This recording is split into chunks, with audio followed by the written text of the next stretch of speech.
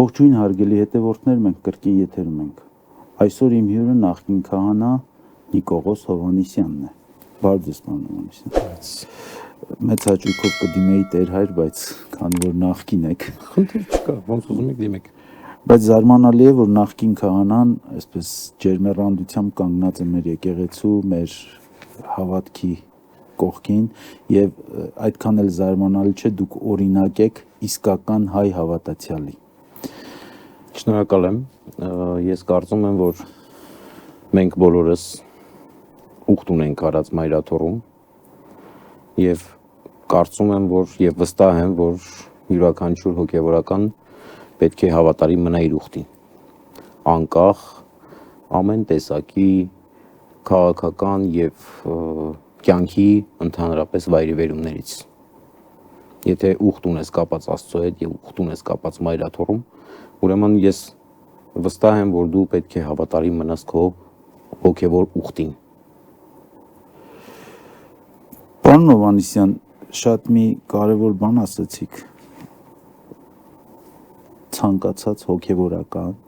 յուրաքանչյուր հոգեվորական ուխտ է անում Աստծո հետ եւ մայրաթոռում։ Եվ անկախ նրանից նա նախկին է, ներկա ծառայության մեջ է, նա պետք է իր ուխտը պահի, պաշտպանի եւ որպես այդպիսին հանդես գա։ Հիմա այդ լույսի ներքո Գյումրիում տեղի ունեցած միջոցառումը, ես միայն կարող եմ միջոցառում համարել այն, քանի որ բոլոր կանոնական, այսպես չափորոշիչներից դուրս էր եւ այդ չափորոշիչներից դուրս լինելը նաեւ այսպես ասած ընդունեց Վազգեն Միրզախանյանը հմեկի եթերում ելույթ ունենալիս, որ չկային քահանաներ այդ թեմից, որտեղ կատարվում էր այդ միջոցառումը, չկար որևէ այլ կանոնական օրենքների պահպանում, ինքը հմեկով ելույթ ունենալուց դա ընդունեց, այսպես ասենք։ Հիմա Գյումրիում տեղ ունեցած միջոցառումը ինչպես է գնահատում։ Ես բնականաբար շատ վատ եմ գնահատում եւ վատ ասելով ես նույնիսկ չեմ ուզում դա անվանել պատարակ, որովհետեւ ինձ համար դա հակականոնական մի բան է, ինչպես բոլոր այն պատարակները, որտեղ չի հնչեցվում Վեհափառ Հայրապետի անունը։ Մենք տեսել ենք կարգալույծ եղած հոգեվորականների պատարակներ, որտեղ մասնակցում է երկրի ղեկավարը։ Մենք տեսել ենք պատարակներ, որտեղ կարգի մեջ արդեն հոգեվորականը իր թեմի առաջնորդի ներկայությամբ չի հնչեցնում Վեհափառի անունը։ Սա հակականոնական է, ինչպես որ նշեց հենց նույն Վազգեն Սրբազանը հմեկի եթերում։ Կանոնական չէ նաև այն առումով, որ նույն 7 վերքում նախկին, այսինքն նախորդ օրը բոլոր քահանաները Գյումրիի հրաժարվել էին պատարակ մատուցել, որտեղ որ չպետք է հնչեցվեր Վեհափառի անունը եւ Միքայել Սրբազանի անունը։ Կապարակ ընկեցին դուռը 7 վերքի եւ դուրս եկան։ Դա էլ կանոնակարգ։ Դա կանոնական էր, դա հենց շարունակությունն եմ ուզում ասել ձեզ։ Կանոնական չէ առանց թեմի առաջնորդի թույլտվության պատարակ մատուցել։ Որևէ քահանա, որևէ հոգեվորական իրավունք չունի ըստ եկեղեցու կանոնակարգի։ Իրավունք չունի առանց թեմի առաջնորդի թույլտվության պատարակ մատուցել այդ թեմի ենթակայության տակ գտնվող եկեղեցու։ Սա նույն բանը, այս նույն բանը նշեց Վազգեն Սրբազանը հմեկի եթերում, որ այո, կարող են ուխտավորաբար ներկա լինեն պատարակներին յուրաքանչյուր մեկը կլինի բարձրաստիճան հոգեվորական, կլինի քահանա, կլինի սարգսավա կամ դպիր։ Բայց եթե դու գալիս ես որևէ այլ թեմ պատարակ մատուցելու, պետք է անպայման տեղյակ լինի առաջնորդ եպիսկոպոսը։ Տեղյակը տեղյակ էր առաջնորդի, թույլտվություն չուներ, բնականաբար թույլտվություն չկար։ Եվ թեմի քահանաները շատ լավ արեցին, որովհետև իրենց հավատարմությունը հայտնեցին սրբազանինով բանտարկված է ապօրինի եւ իրենց հավատարմությունը հայտնեցին մայրաթոռին։ Այսա արդեն կանոնական կերպով իրենց կարգի մեջ եղած հոգևորականների կերպար էր։ Հիմա նայեք, պարոն Հովհաննիսյան, դուք ասում եք կանոնական չէր, Այո։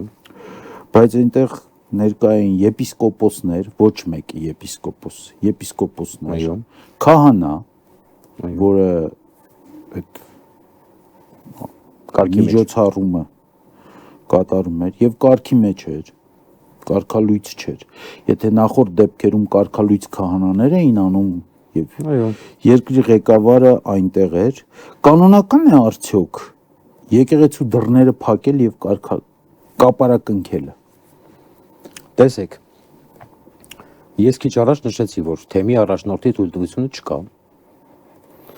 Հստակ գիտեն, որ վեհապարի անունը եւ իրենց թեմի առաջնորդի անունը չի հնչեցվելու։ Ունեն իրենց թեմի առաջնորդի թույլտվությունը փակել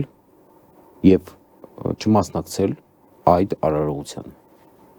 Փակելը թույլտվության Այո, եթե թեմի կա առաջնորդը թույլ է թույլտվություն, տալիս, իհարկե, թեմի առաջնորդն է տնօրինում իր թեմի տարածքում բոլոր եկեղեցիների հետ կապված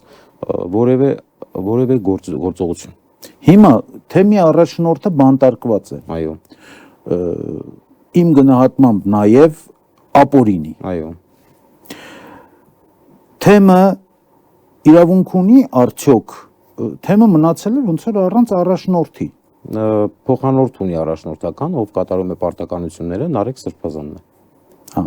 այսինքն նաեւ նրա թույլտվությունն է եղել կապարակնքել եւ փակել։ Նարեկ Սրբազանը վատառողջ է եղել այդ ժամանակ, ինչպես տեղյակ ենք։ Եվ Նարեկ Սրբազանը որևէ խնդիր, որևէ խոշենդով չի առաջացրել։ Հիմա ինչպես է գնահատում պետության այս պարագայում իշխանությունների միջամտությունը հայ առաքելական եկեղեցու ներքին գործերին։ Տեսեք, պետության միջամտությունը անմիջապես եկեղեցու ներքին գործերին բնականաբար սխալ է։ Իմ գնահատականն է եւ իմ կարծիքն է եւ դա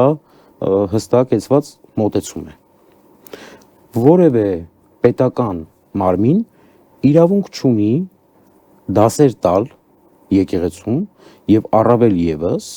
մտնել եկեղեցու ներքին կանոնակարգի մեջ։ Մենք աշխարհիկ պետություն Մենք ենք աշխարհիկ պետություն սահմանադրությամբ։ ենք սահմանադրությամբ։ Եկեղեցին ըստ մեր սահմանադրության համարվում է ազգային եկեղեցի, բայց ոչ պետական։ Այսինքն մենք 1700 տարվա քրիստոնյա երկիր ենք, բայց Հայաստանում քրիստոնեությունը այսօր պետական կրոն չէ։ Հետևաբար պետությունը եւ պետական մարմինները որևէ իրավունք չունեն, իրավասություն չունեն, թե կլինի սահմանադրությամբ, թե կլինի օրենսգրքով, այլ քաղաքացիական իրավունք չունեն մասնակցել եւ միջամտել եկեղեցու ներքին կանոնակարգին։ Ահա, Դա հստակ է։ Իսկ եթե նրանք օրինակ են բերում, թե հոգևորականը ինչու է խառնվում քաղաքական հարցերին, ապա մենք հստակ կարող ենք նաև այստեղ պատասխանել, որ հոգևորականը ցավով եւ մտատանջությամբ է խառնվում պետության կամ ազգային կամ քաղաքական հարցերին, որովհետեւ տեսնում է, որ մենք կորցրեցինք մեր մյուս հանրապետությունը, Արցախ աշխարհը, եւ այսօր Հայաստանի Հանրապետությունը կանգնած է վտանգի առաջ, որովհետեւ տեսնում ենք թշնամական երկիրը գեղարքունիքում է, ջերմուկում է, տավուշում է, սյունիքում է։ Հետևաբար խնդիր կա։ Որպես Հայաստանի Հանրապետության քաղաքացի, լիիրավ քաղաքացի, հոգևորականը եւս մտահոգ է այս հարցերի շուրջ։ ահա։ Ասում եք, որպես Հայաստանի Հանրապետության լիիրավ քաղաքացի, հոգևորականը մտահոգ է հարցերի շուրջ։ Ճիշտ եմ ընկալել։ Նշեցիք նաև եկեղեցին, հայ առաքելական եկեղեցին պետական չէ, ազգային է։ Այո։ Այո։ Հիմա այս մարդիկ ասում են, որ իրանք այդ ազգի ներկայացուցիչներն են, ուզում են մաքրել այդ եկեղեցին, բարեփոխել։ Հիմա ոնց որ դուք եք ասում, որ եկեղեցին, եկեղեցականը, հոգևոր ծառայության մեջ գտնվողը ինքը նաև Հայաստանի Հանրապետության քաղաքացի է, այս ազգի ներկայացուցիչ է, այս երկրի քաղաքացի է եւ մտահոգ է երկրի ճակատագրով։ Այո։ Նույն կերպ նրանք են ասում, որ իրենք ազգային հայ են, մտահոգ են իրենց առաքելական եկեղեցում տիրող բարքերով եւ ուզում են մաքրել դա։ Շատ լավ։ Տեսեք, որպես հայ, որպես քրիստոնյա, նախ պետք է դու մասնակից լինես պատարակներին։ Պետք է մասնակից լինես խորհրդակատարություններին։ Պետք է դրսևորես քրիստոնեական կեցվածք։ Պետք է ապրես եկեղեցու կանոնակարգով։ Մենք ապրում ենք, չէ՞, Հայաստանի Հանրապետության օրենքներով։ Մենք հոգևորականներս, ես որպես այո նախկին հոգևորական, բայց մյուս հոգևորականները ապրում են, չէ՞, Հայաստանի Հանրապետության օրենքներով են ապրում։ Հա, եթե մի բան անում, իրանք դատվում են։ Այո, այո, եւ այո։ այլն։ Հետևաբար դուք էլ, եթե ուզում եք միջամտել, դուք գոնե վերջին ամիսներին, մինչև էս իրենց արշավը սկսելը, քանի անգամ եք մասնակցել պատարակի։ Ու որ եկեղեցում եք մասնակցել պատարակի։ Մինչև այս արշավը սկսելը։ Մինչև այս արշավը սկսելը ասեմ։ Ասեմ, ես էլ կարող եմ ասել։ Մզկիթում, ոտաբոբիկ, կաթոլիկ եկեղեցում, հաղորդություն ստանալիս։ Ես դա չէի ասում, բայց Աղանդավորական գնացեք։ Աղանդավորական այլ կառույցներում։ Հիմա դուք ասեք։ Նույն Գարեգին Սրբազանը 2018-19 թվականների ընտրություններից հետո 18-19 Գարեգին Վերհապառակ։ Այո, Գարեգին Վերհապառակը ներեք ամենայն հայոց կաթողիկոսը նստած էր ազգային ժողովի նախագահությունում Այո։ եւ նրա առաջ երթվում էին այս նույն падգամավորները, որոնք այսօր այսպես հաստատակամորեն նշում են Կտրիչ Ներսիսյան, գնում եւ խոնարհվում էին նրա առաջ։ Ես ուզում եմ հասկանամ մարդկային վարքագծի տարբերությունը։ Մի դեպքում գնում խոնարհվում ես, մի քանի տարի հետո արդեն վեհափառ ես ասում եւ խոնարհվում ես, մի քանի տարի հետո ասում ես Կտրիչ Ներսիսյան եւ պիտի լքես Մայրաթորը։ Ոնց եք ընդունում այդ Նախ սկսենք նրանից, որ Կտրիչ Ներսիսյան անունով հոգևորական գոյություն չունի։ Ընդհանրապես Կտրիչ Ներսիսյան անունով մարդ չկա։ Հայաստանի Հանրապետության ընտրական ցուցակների մեջ որևէ տեղ Կտրիչ Ներսիսյան չկա։ Վեհափառ Հայրապետը անձնագրում գրված Գարեգին II ամենայն հայոց կաթողիկոս։ Ինչ վերաբերում է սկզբում ես էին անում, հետո հիմա ես են անում։ Ինչն են այդ մարդիկ մինչև այսօր մի բանը մինչև վերջ արել։ Կարող եք ասել։ Ես կարող եմ քանդել։ Հայաստանում որևէ կառույց, որևէ ազգային կառույց նորմալ վիճակում չէ այսօր։ Չկա։ Վերջին ազգային կառույցը մնացել է եկեղեցին, որը այսօր պառակտման, մասնատման եզրին է։ Եվ բնականաբար իմ կարծիքով սա պրոյեկտ է, սա գծված պլան է, որով որ առաջնորդվում են այդ մարդիկ։ Եկեղեցին քանդելու, պառակտելու, ավերելու։ Ցավով կնշեմ, որ այո, այսօր կան հոգևորականներ որոշ, ովքեր որ տրվում են այդ սադրանքներին, ի թիվս նրանց նաև մենք տեսանք 10 եպիսկոպոս, որոնք նույնիսկ Գյումրիում կանգնած պատարակին կանգնած այդ արարողությանը կանգնած ժամանակ ոնց էին այդ մարդիկ մտել այդ տաճար, որովհետև դրանից մի քանի ամիս առաջ Միքայել Սրբազանի կողքը նստած էին։ Ոնց էին այդ մարդիկ կանգնել Միքայել Սրբազանի թափուր գահի կողքը։ Ցավի սիրտ պիտի նշեմ, որ դա իրոք ցավալի է մեր երկրի համար։ Բայց ունենք այն, ինչ ունենք։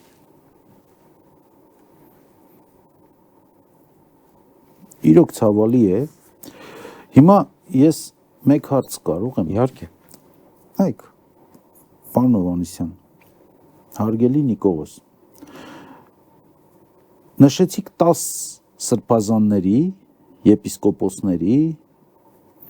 այդ 10-ի մեջ արքեպիսկոպոսները կային, որոնք գնացել էին վարչապետի դուռը, այսպես ասեմ, եւ հարցեր էին քննարկում։ Հնարավոր է արդյոք, որ նրանք գնացել էին, որ վարչապետի վերաբերմունքը մեղմեն հայ առաքելական եկեղեցու դեմ կատարվող այդ արշավի ընթացքում։ Մեղմեն ինչ որ ժողովրդի լեզվով ասենք բարիշացնեն, Մեղմեցին։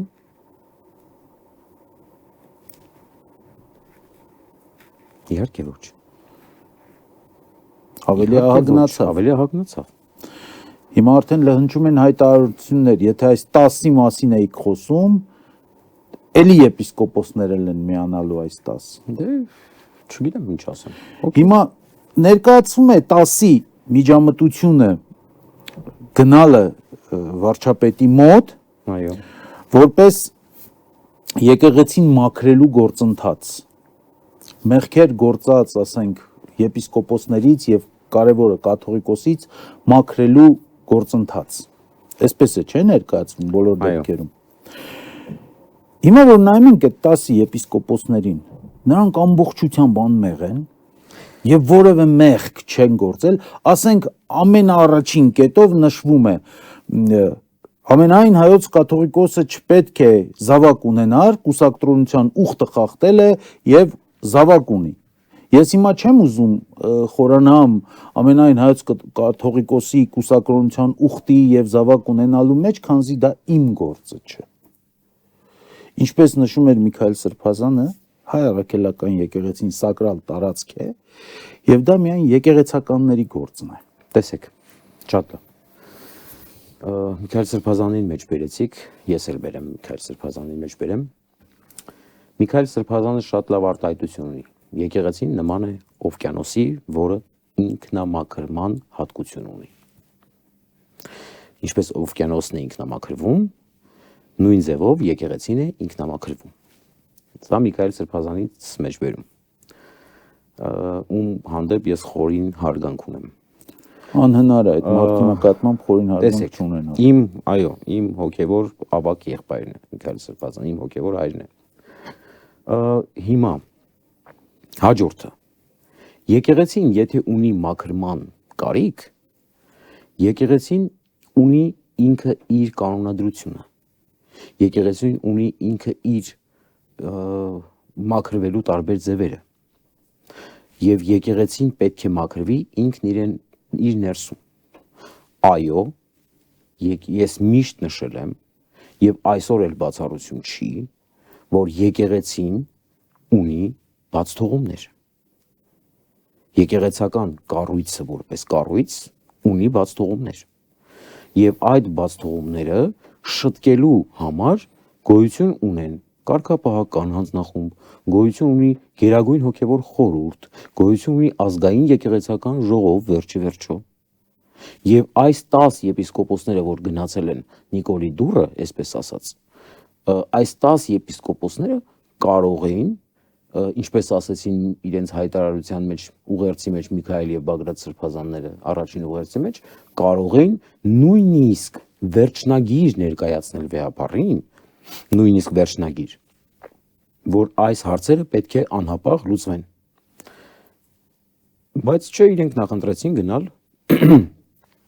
տեսանք ուր։ Աշխարհիկ իշխանությունների հետ փոխվեց ինչ-որ մի բան։ Եթե իրենք ասում են, որ մենք գնացել ենք, որ ինչ-որ մի բան փոխվի, փոխվեց։ Ոչ։ Դե կփոխվի, թողեք թող ժամանակ անցնի։ Ես կարծում, այո, կփոխվի այն, որ այս նույն եպիսկոպոսները դարձան մայրաթոռը լքող։ Փոխվեց, իհարկե փոխվեց։ Այս նույն եպիսկոպոսներին տեսնում ենք հմեկում եթերում վեհապարի դեմ խոսելիս տարբեր իշխանական TV-ներում, լրատվականներում Ինչու մարդը իրավունք չունի հարցազրույց տալ։ իհարկե ունի, ուղղակի պետք է ճիշտ խոսել։ Հարցազրույց տալու իրավունք ունի։ Բայց ինքն ընդունում է, որ ճիշտ չի խոսում։ Դե ընդունի, չընդունի, ճիշտը մնում է ճիշտ։ Փաստը մնում է փաստ։ Տեսանք, 3 հմեկում տեսանք։ Երեք իմիջիալոց հմեկում Վազգեն Միրզախանյանը Կներեք մի բան էլ ասեմ, այդ մաքուր լինելու հետ կապված, որ ասում եք բոլորը մաքուր էին, որ վեհապարին։ ես հարցրել եմ, չեմ ասել մաքուր են։ Չէ, հարցնում եք, այդ եք հարցնում։ Դուք որտեվ ներսից կարող եք իմանայիք, էլի ես չգիտեմ։ Ես կարծում եմ, որ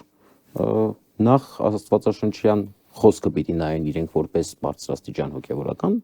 նախ դուք ձեր աչքի գերանը տեսեք, հետո ուրիշի աչքի շուղը։ Եվ ես կարծում եմ, որ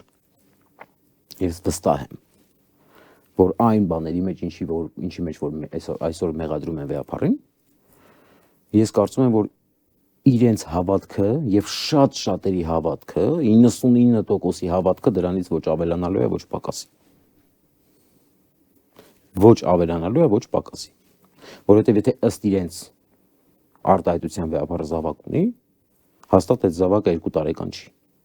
կամ 1։ Ըստ իրենց, եթե կա տենց։ Այսինքն այդ զավակը չի հայտնվել նրա հայտնի ելույթից հետո։ Արցախահայության մասին ելույթից հետո չի հայտնվել։ Իմ ասածը հենց այդ է։ Այսինքն իրենցից որևէ մեկի հավատքը դրանից ոչ ավելանալու է, ոչ պակասի։ Ժողովրդական խոսք կա։ Գործը պիտի արվի։ Անում են էլի։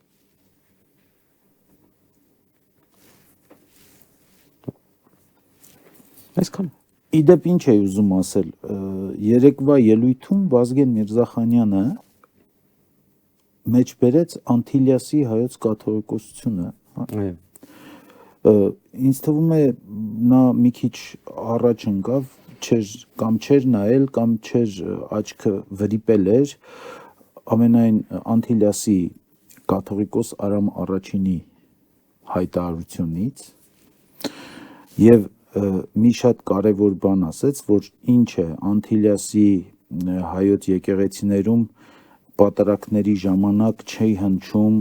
հայոց կաթողիկոսի, ամենայն հայոց կաթողիկոսի անունը, ինչ այդ պատարակները նույնպես կանոնական չեն։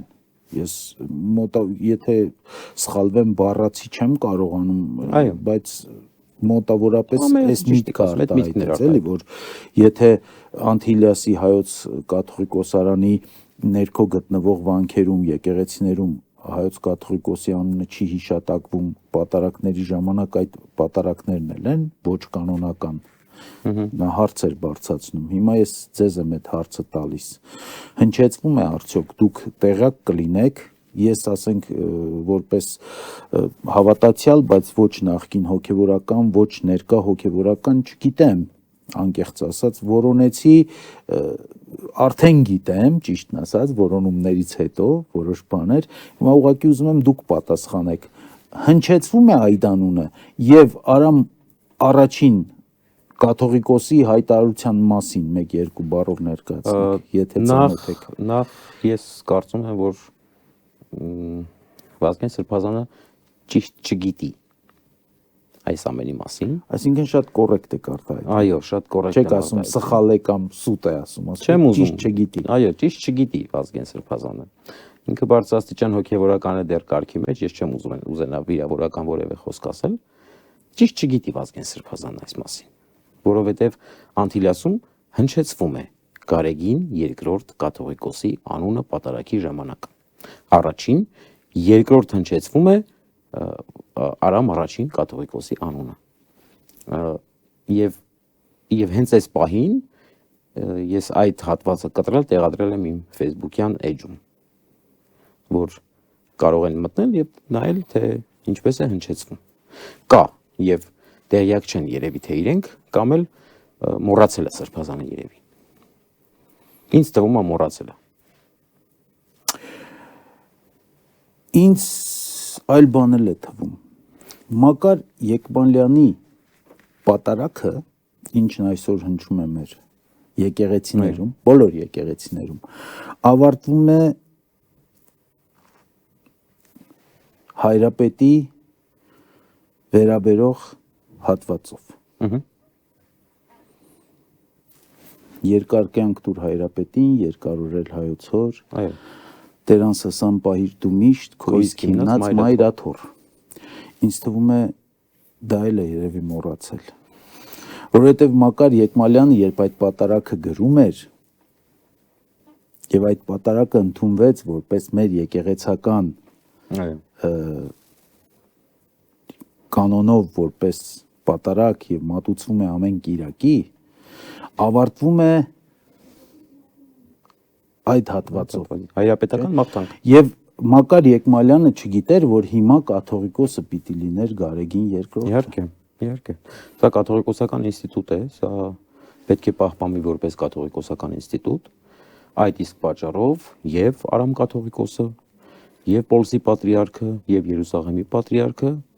վերջին 3-4 օրվա ընթացքում հանդես եկան ի պաշտպանություն Տեափար հայրապետի եւ Մայրաթոռ Սուրբ Էջմիածնի։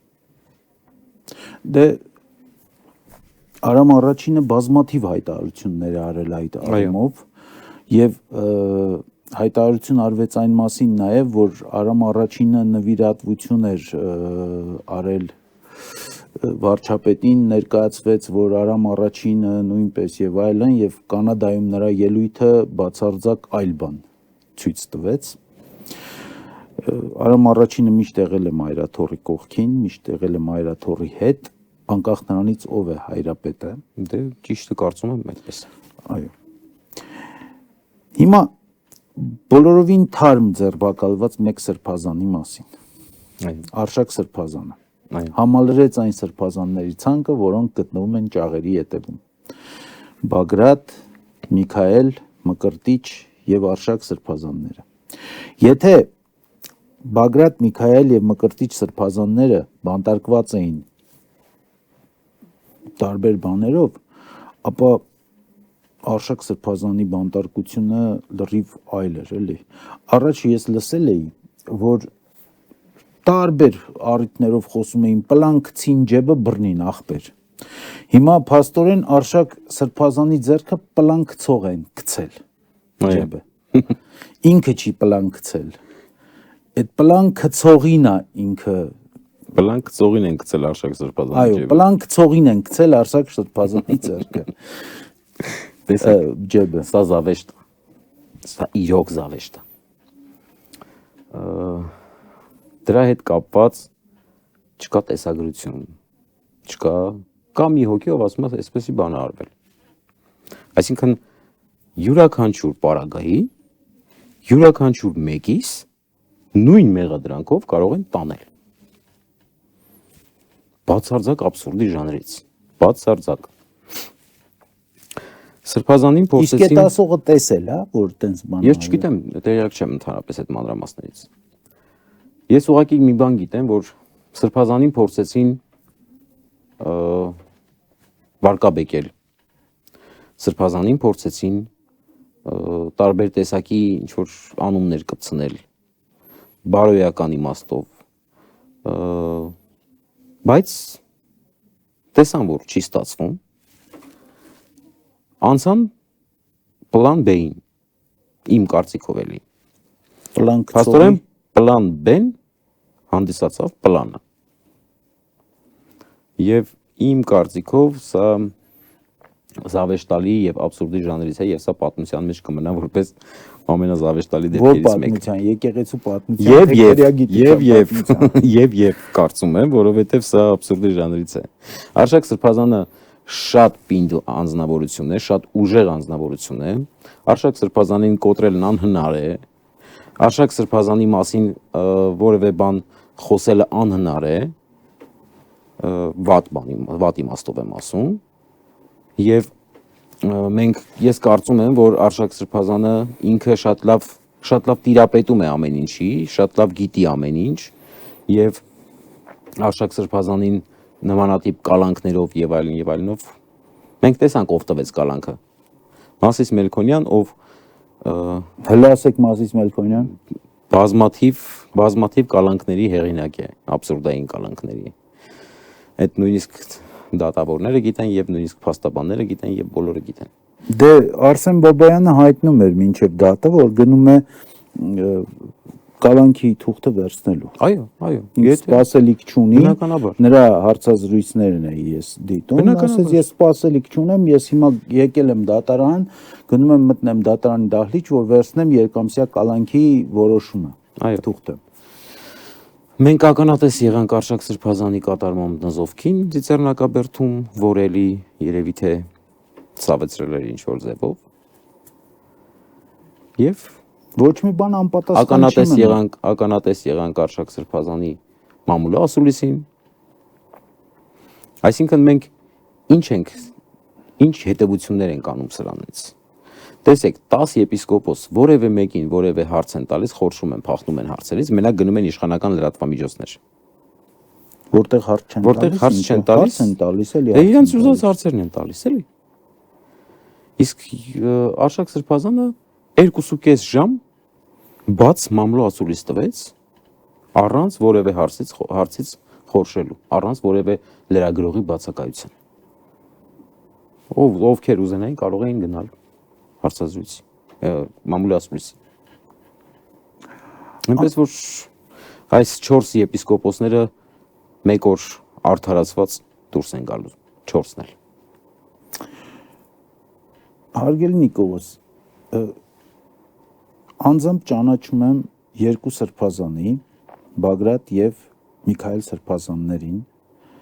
ճանաչում եմ Վազգեն Միrzախանյանին, շփվել եմ, Արշակ Սրբազանին չեմ ճանաչել, չեմ շփվել, բայց նրա ընտանիքի անդամներից շփվել եմ։ Եվ ասեմ, բավական ծայրահեղ պարկեշտ տպավորությամբ եմ այդ ընտանիքի նկատմամբ, նրա հայրական ընտանիքի նկատմամբ, որովհետև ես նրա ընտանիքի անդամների հետ շփվել եմ ու ծայրահեղ պարկեշտություն եմ միշտ տեսել։ Նրան չեմ ճանաչում, չեմ տեսել որևէ ժամանակ, չեմ շփվել, բառ չեմ փոխանակել, բայց նրա ընտանիքի անդամներից շփվել եմ, բառ եմ փոխանակել, տեսել եմ եւ ծայրահեղ պարկեշտություն միայն։ Ուղղակի ես չեմ կարող որևէ կարծիք հայտնել։ Կարծիք կարող եմ հայտնել իմ շփված մարդու միջոցով, այսպես ասեմ։ Ես ճանաչում եմ բոլորին։ Երկուսն էլ նույն ծառի պտուղն են, չի կարող ծառը տալ եւ չար եւ բարի պտուղ։ Կամ բարի պտուղ պիտի տա, կամ չար։ Հիմա բարի պտուղը ես տեսել եմ, այդ ծառի բարի պտուղը, այդ ընտանիքի բարի պտուղը ես տեսել եմ։ Ես բոլորին ճանաչում եմ անձամբ եւ այդ 4 եպիսկոպոսներին, ովքեր նստած են այսօր բանտում, եւ բոլորի մասին չեմ կարող դրական չարտահայտվել։ Ես իրոք ցավ եմ ապրում այսօր, որ իրենք նստած են, բայց ես ձեզ ասեմ, որ այսօր իրենք այդ բանտում նստած աթոռների կամ տաբուրետկայի կամ նառ ասեմ բանտի նառերի վրա նստած ավելի բարձր են պահում եպիսկոպոսի պատիվը, քան շատերը այսօր ազատության մեջ։ Հարգելի Նիկողոս, եւս մեկ հարց, արդեն կիսա աշխարհիկ, կիսա կրոնական։ Հիմա նայեք, կատարվեց արարողակարգ միջոցառում Հովանավանքում, կատարվեց այդ նույն միջոցառումը եւս մեկ անգամ Հովանավանքում, կատարվեց Թալինում, Սուրբ Սարգսում, Գյումրիում, Արարատում, Վայքում, Եղեգնաձորում, Խաչիկում եւ հիմա հասել են Գյումրի 7 վերք։ Հիմա այս արարողակարգերից հետո նոր ինչ որ միտք է ծագել հայոց իշխանությունների գլխում, ամեն պատարագից առաջ, պատարագը սկսում է ասենք ժամը 11-ին, 10:55 պիտի հնչի հայոց օրհներգը, Հայաստանի Հանրապետության օրհներգը եւ եկեղեցիներում կախվի մեր եռագույնը։ Ինձ թվում է որևէ հոգևորական դեմ չի, որ եռագույնի ներքո լինեն։ Տեսեք, եկեղեցին միշտ պետության կողքը կանգնած է։ Եկեղեցին պետության մեջ կանգնած է։ Եռագույնը կապ չունի, ով ուզում է լինի պետության գլուխը, եկեղեցու համար եռագույնը մնում է եռագույն։ Սա չի քննարկվում որևէ անգամ որևէ ձևով։ Օրհներգը մնում է օրհներգ։ Եկեղեցական որևէ արարողակարգ, որ սկսվում է եկեղեցում, կլինի դա եկեղեցական տարբեր միջոցառումներ, շքանշանի հանձնում, հանդիպումներ, տարբեր տեսակի միջոցառումներ, եկեղեցական ժողովներ եւ այլն, բոլոր տեղերում միշտ հնչում է Հայաստանի Հանրապետության օրհներգը։ Կախված են դրոշները բոլոր տեղերում, եւ Արցախի Հանրապետության, եւ Հայաստանի Հանրապետության։ Եկեղեցում պատարագից առաջ, ինչպես նշված է 10-55, որպիսի կատարվի Հայաստանի Հանրապետության օրհներգը, ես կարծում եմ, որ եկեղեցում պետք է կատարվի հրաժարիմք ի սատանայե կարգը օրհներգի փոխարեն 10-55 րոպեին։ Նախ պետք է մենք չարից հրաժարվենք, հետո նոր սկսենք պատարագը։ Որովհետև այն, ինչ կատարվում է այսօր, ավելի արժանի է չարից հրաժարվելուն, քան օրհներգին։ Օրհներգը թող մնա իր տեղում, կհնչի, ոտքի կկանգնենք, կերգենք մեր օրհներգը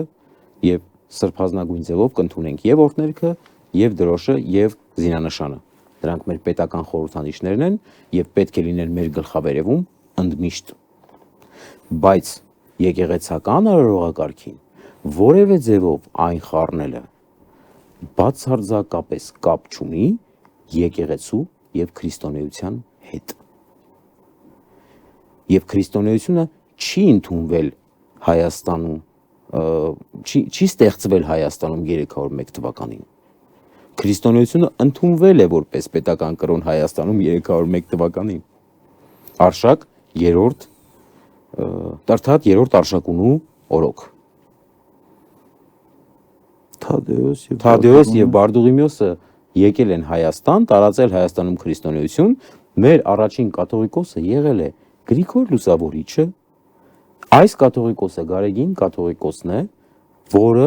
ով Հայաստանի հայ առաքելական Սուրբ եկեղեցու 132-րդ կաթողիկոսն է։ Եվ իդեպ ձեզ ասեմ, միակ կաթողիկոսը, ով օծված է եւ Արամ առաջինի ձեռամբ, եւ Պոլսի պատրիարքի ձեռամբ, եւ Երուսաղեմի պատրիարքի ձեռամբ, միաժամանակ եւ Էջմիածնի եպիսկոպոսների ձեռամբ։ Միակ կաթողիկոսն է։ Եվ տանել հայոց պատմության այս դրվագները խառնել, բերել, մտցնել, ամեն ինչը կանոնագիր փոխել, էս կոմենկոմ, ես ուզում եմ ուղղակի հասկանալ, պարապ են մնացել երևի այս մարդիկ։ Զուտ կամ պարապ են մնացել, կամ չգիտեմ, ուզում եի ասել Աստվածների նրանց, քանի որ չգիտեն թե ինչ են անում, բայց չէ, կասեմ, որ չներես, որովհետև շատ լավ գիտեն թե ինչ են անում։ Ովքեր։ Իրենք, իշխանությունները։ Ես մտածեցի 10 եպիսկոպոսներ։ Նաև նրանք։ Իրենք էլ գիտեն թե ինչ են անում։ Լավ, դուք հիմա նայեք, բոլոր դեպքերում ես նորից վերադառնամ այդ հարցին, էլի։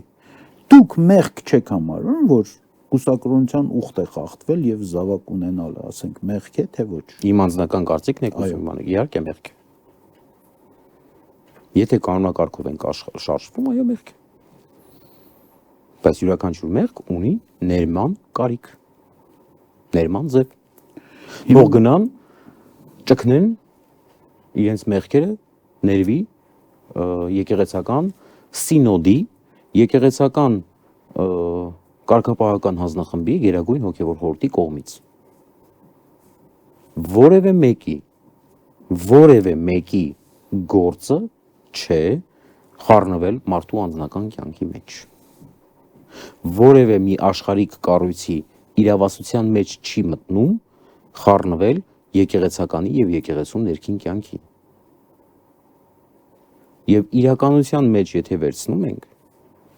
որևէ մեկին չի հետաքրքրում դա իրականում։ Բացարձակ։ Այսօր դուրս եկեք փողոց հարցրեք։ Որևէ մեկին չի հետաքրքրում։ Կարող է ինչ-որ տոկոսային հարաբերությամբ մի քանի հոգի ասեն, հա, բան եւ այլն, բայց ես կարծում եմ, որ եթե իրենք այդպես հա հետաքրքիր է իրենց, զուտ կամ հետևորդն են այսօրվա քարոզի իշխանության կամ զուտ հետաքրքրասեր մարդիկ են հարևանների հետ սուրճ խմելուց հետաքրքրվում են սրա նրա անձնական կյանքով։ Բայց բարձրաստիճան հոգևորականը, կուսակրոն հոգևորականը, այո, մեղք է, այո, ուխտ արածը դրժել է, ուխտը, այո, համաձայն։ Բա ասենք, որ հիմա ասում են, որ մարդը զավակ ունի եւ չպիտի լինի կաթողիկոս, ինչու՞մ է խնդիրը։ Որևէ մեկը չի որոշում դա։ Որևէ մեկը դա չի որոշում։ Կաթողիկոսը օծյալ է, կաթողիկոսը Տիրոջ կողմից օծված է եւ եկեղեցին իր ներքին կանոնակարգով թող որոշի։ Ինչ են անում։ Ինչպես են վարվում այդ ամենի հետ։ Բայց մենք հստակ գիտենք, բայց 10 եպիսկոպոս ասում են 10 եպիսկոպոսը եկեղեցին չի։ Եկեղեցին ունի ազգային եկեղեցական ժողով, եկեղեցին ունի 56 եպիսկոպոս, այսինքն 56-ից 10-ն են միայն առայժմ, այո։ բայց ասացին, որ դրանք ավելանալու են, իմացեք։ Դե Աստված ոչ անի։ Բայց կա գոյություն ունի եկեղեցական կարգուկանոն։ Վերջապես եկեղեցին ունի ազգային եկեղեցական ժողով։ Ովքեր են դրա մասնակիցները։ Դրա մասնակիցները բոլոր եպիսկոպոսներն են, բոլոր այն թեմերի ներկայացուցիչներն են, ովքեր ընտրվում են թեմի կողմից աշխարհիկ անձնավորություններ, ովքեր ընտրվում են թեմի կողմից որպես падգամավորներ ազգային եկեղեցական ժողովի։ Բարերարներ են, գիտնականներ են, ազգային գործիչներ են։ Այդպես։ Հիմա որ այդ եկեղեցական ժողովը, ազգային եկեղեցական ժողովը հրավիրվի, համոզված եք, որ իշխանությունների ճնշման տակ նրանք ինչ-որ որոշում չեն կայացնում։ Իհարկե համոզված չեմ։ Ես կարծում եմ այդ իսկ պատճառով Գերագույն հոգևոր խորհրդի նիստը, որ նախատեսված էր եպիսկոպոսական ժողովի ավելի ճիշտ չկայացավ։ Շատ հնարավոր է։ Իսկ ինչի չեղարկվեց։ Ես կարծում եմ, որ հենց այդ նույն պատճառով, որպեսզի դրսի եպիսկոպոսները չճնշվեն։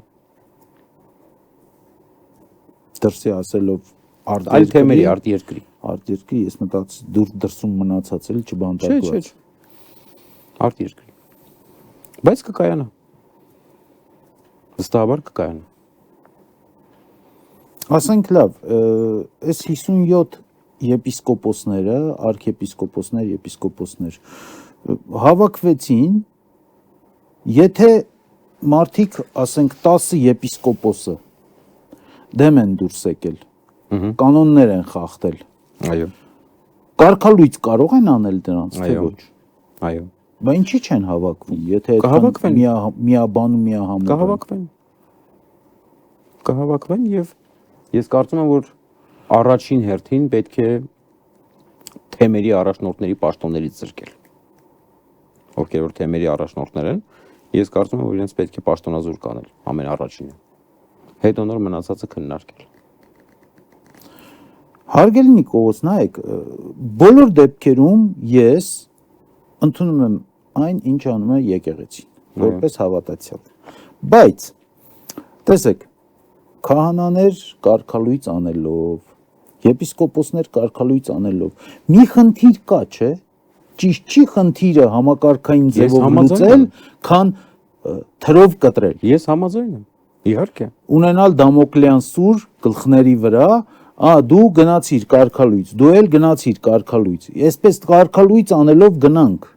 Ես համաձայն եմ, որ խնդիր կա։ Ես համաձայն եմ, որ կարգալույց Չի որ այդ խնդիրը լուծվի, ոչ թե կարգալույց անելով գնանք, պատժելով Իհարկե, գնանք։ իհարկե, ես համաձայն եմ, որ այդ խնդիրը պետք է լուծվի։ Ես միանշանակ դրա կողմնակիցն եմ, բայց ես ասում եմ, որ հենց այդ իմ ասածը հենց դա է, որ եկեղեցու հարցերը պետք է լուծվի եկեղեցու ներսում։ Ես կարծում եմ, որ եկեղեցու հարցերը պետք է լուծեն այդ նույն եպիսկոպոսները պետք է հավաքվեն եւ վեհապարին առաջարկեն։ Ես ասում եմ, նույնիսկ վերջնագիր կարող էին ներկայացնել վեհապարին, որ Եպիսկոպոսած ժողովում։ այո, այո, բոլորով հավաքվեին այդ հարցերը լուծեին, որովհետեւ կարգալուց անելը դա վերջին գիծը պետք է մնա։ Բայց այս եպիսկոպոսները 10 եպիսկոպոսը ասում են, որ իրենք բազմիցս բարձրացրել են այդ հարցը եւ մնացել են անհաղորդ։ Տեսեք, ես կարող եմ ասել, որ այո, կարող է լինել այդ պարագան, խնդիր չի, ես չեմ շղթում դա։ Բայց գոյություն ունի, կարող են այս եպիսկոպոսները իրենք խնդրանքով վեհապար հորը խնդրել, որպեսզի կազմակերպեր եպիսկոպոսական, ընդհանուր եպիսկոպոսական ժողով եւ այդ եպիսկոպոսական ժողովը քննարկեր։ Եկեղեցին ունի տարբեր ացիաններ այս հարցերը քննարկելու համար։ Բայց գնալ եկեղեցու վրա բերել մեկին, ով փորձում է եկեղեցուն վնասել, սա անընդունելի մի բան է։ Սա լրիվ հակառակ գործ անելն է, սա մաքրել չէ։ Սա եկեղեցին առողջացնել չէ, որպես կառույց։ Եվ որևէ մեկը դրսից ուզում ես դրսից բեր, իրավունք չունի եկեղեցու բժշկյա զանձնքո, թող առաջինը իրենց անձը բժշկեն, հետո անցնեն բժշկելու եկեղեցին։ Սա է։ Եվ այդ իրենք ասում են, որ իրենք ուզում են, որ իրենք ունենան Դե մենք ենք շատ բան ասում, իրենք են բացարձակ մաքուր եկեղեցի ասելով կառույց այդպիսին։ Իրենք մաքուր են։ Չգիտեմ, դուք ներսից իրենց ճանաչում եք։ Ես կարծում եմ, ինչպես ճանաչում եք այն 4 սրբազաններին, Ես կարծում եմ, թող իրենց նայեն առաջին հերթին։ Իրենք իրենց քննեն, իրենց անձերը քննեն, հետո անցնեն դիմացինին։ Թող իրենց անձերը քննեն, թող իրենց խղճի առաջ իրենց պատասխան տան, հետո անցնեն մյուսին։ Թող իրենք Վազգեն սրբազանը եպիսկոպոս է ուզվել մի Բագրատ սրբազանի հետ։ Իր օծակից եղբայրն է։ Նույն օրը, նույն խորանի վրա։ Իսկ այսօր կանգնած Բագրատ սրբազանին է քննադատում։ Պետրոսի տաղավարում։ Սա աբսուրդի ժանրից է։ Ինչի մարդը ուզում է առողջանալ։ Դե ինքը առողջ է։ Ով է առողջ։ Վազգեն սրբազանը առողջ է, որ փորձում է առողջացնել Բագրատ սրբազանին։ Դե Բագրատ սրբազանը հիմա համարվում է ահաբեկիչ։ Դե Համենայն դեպս այդ հոդվածով սա ընդհանրապես ազավեշտ է։ Մեկը նարկոբարոն, մեկը ահաբեկիչ։ Այսինքն դուք հասկանում եք, չէ՞ ինչ է կատարվում։ Այսինքն ընդհանուր հոգևորականի կերպարի խեղաթյուրում է գնում։ Ընդհանուր այս ամենով հանդերձ գնում է դուք գիտեք Վազգեն սրբազանին այնտեղ տանելն ու նստացնելը, որ Վազգեն սրբազանը անիմաստ մտքեր արտահայտի, դա ճիշտ է։ Դա լավ բան է։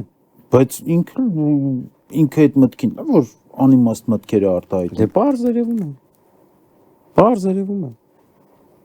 Մարդը ասում է մենք տեղյակ չենք, որ քահանաները չկան, մենք անակնկալի եկանք, որ քահանաները չկան։ Ոնց։ Բայց քահանաների չլինելու մասին ես արդեն 2 օր առաջ գիտեի, մարդիկ հայտարարություն են տարածել։ Ես եմ գիտեի։ Մարդը ասում է, որ կանոնական չէ, որ վեհապարանը չտան, բայց գնում է ոչ կանոնական պատարագի։ Մարդը ասում է, որ մի խոսքով ամբողջ հարցազրույցը նայեք ու հետո հարցեր տվեք ուրիշներին, Հիմա դուք Պետրոսի հաղորդման ռեկլամն եք անում ես։ Ես բացարձակ ամբողջ հարցազրույցը չեմ ուզում խոսել։ Դուք հարցեր եք տալի Վազգեն սրբազանից, ես պատասխանում եմ։ Չես Վազգեն սրբազանից չեմ հարցնում, այդ բոլոր 10-ից եմ հարցնում։ Ինձ կոնկրետ Վազգեն սրբազանին հանել 10-ի միջից եւ պետք չի հանել։ Հիմա որ ես քննեմ, ասենք, որպես աշխարհիկ մարդ, մեղավորս, որ քննեմ, ամեն մեկի մասին ասեկոսներով, լուրերով, այնքան բան կարող եմ ասել, Իհարկե։ Բոլորի այնքան բան կարող եմ ասել։ Հենց այսօրվա վարչապետի ելույթները դնում լսում եմ, էլ Բենթլի Կճոյան, էլ Սամվել Կճոյան, Սամվել էր չի ասում, հա։ Ինչ ասում էր, ես չեմ ճանաչել նրան, չգիտեմ ով է, դեմքով տեսած չեմ, գլխով բարևած չեմ գոնե, խոնարհված չեմ նրա առաջ։ Բայց որ լսեցի, որ այս մարդկանց շարքում այս մարդն է վարչապետի ձեռքը սեղմում, այսօրվա վարչապետի, հիմա մտածում եմ, որ կարող եմ մնացածի մասին էլ այդպիսի բաներ ասած կան։ Դեք ասած կլինեն։ Ցավի սիրտ։ Դե չգիտեմ, ըստ ձեզ այս թնջուկը ինչ ավարտ է ունենալու։ Դա Աստված ամեն ինչ կլուծվի, ամեն ինչ կհարթվի, հոգուտ Մայրաթոր Սուրբ Էջմիածնի, հոգուտ մեր ազգի, հոգուտ մեր եկեղեցու։ Տեսեք, հարգելի Նիկողոս, մենք ունեցել ենք նաև մի կաթողիկոս, Պետրոս Գետադարձ։ Այո։ Նույնիսկ այդ կաթողիկոսից հետո մեր եկեղեցին կանգուն է մնացել։ Չէ, մեր եկեղեցին միանշանակ կանգուն է մնալ։ Մեր եկեղեցին մաքրվել է։ Նույնիսկ Ստալինյան ռեպրեսիաներից հետո եկեղեցի քանդելուց, եկեղեցիներ պահեստներ դարձնելուց հետո մեր եկեղեցին կանգուն է։ Իհարկե։ Եվ ըստ իս կանգուն մնալու է։ Միանշանակ չի կարող Աստվածաստեղծ միածնաեջ Մայրաթորը կանգուն չմնալ։ Եկեղեցի գլխով անցել են տարբեր տեսակի փոթորիկներ։ Եկեղեցին միշտ մնացել է կանգուն եւ եկեղեցին միշտ մնալու է կանգուն։ Բայց որ պիտի մաքրվի, Թող մաքրվի, վստահ եմ, այո։ Պիտի մաքրվի ներսում, Այո։ որևէ արտաքին միջամտություն, այդ թվում Փաշազադեի միջամտությունը պիտի չլինի։ Ոչ մեկի միջամտությունը պիտի չլինի։ Դրսից։ Դրսից ասելով եկեղեցուց դուրս, Այո։ ոչ թե երկրի սահմաններից դուրս։ Եվ եկեղեցուց դուրս եւ երկրի սահմաններից դուրս։ Համենայն դեպս մենք շատ հիշելու բաներ ունենք։ Եկեղեցին այն կառույցն է, որ միշտ մեր ինքնությունը պահել են, նույնիսկ այն ժամանակ, երբ չենք ունեցել պետականություն, Այո։ երբ որպես պետություն քանդված Դե է։ հենց դրսում երկրի սահմաններից դուրս հենց դրա դեմ են պայքարում էլի։ Գիտեն իրենք շատ լավ գիտեն դա։ Իրենք գիտակցում են հստակ, որ մենք երբ որ չենք ունեցել պետականություն, եկեղեցին է եղել պահել պետականությունը եւ ազգը։ Դրսում դա շատ լավ գիտակցում են։ Ցավոք ներսում չեն գիտակցում։ Շատ-շատերը։ Հուսանք, որ այսուհետ մեր պատարակները կանցնեն կանոնական, Դա Աստված։ բոլոր եկեղեցիներում, առանց բացառության բոլոր եկեղեցիներում պատարակները կավարտվեն այնպես, ինչպես գրել է, մեզ ժառանգել է Մակար Եկմալյանը։ Դա Աստված։ Շնորհակալություն ինձ հյուրընկալվելու համար։ Ես եմ Շատ շնորհակալ։ շնորհակալ եմ։ Ես եմ Շատ կարևոր էր, որ եկեղեցին լքած, այսպես ասած, մարդը, բայց հավատքի մեջ գտնվող մարդը, ինչպես ասում են, հայացք ներսից եւ դրսից։ Այո։ Եվ դուք կրկնում եմ, օրինակն եք այն անձի, որը իսկական հայ հավատացյալ է, հայ առաքելական եկեղեցու նվիրյալ, որ անկախ ամեն ինչից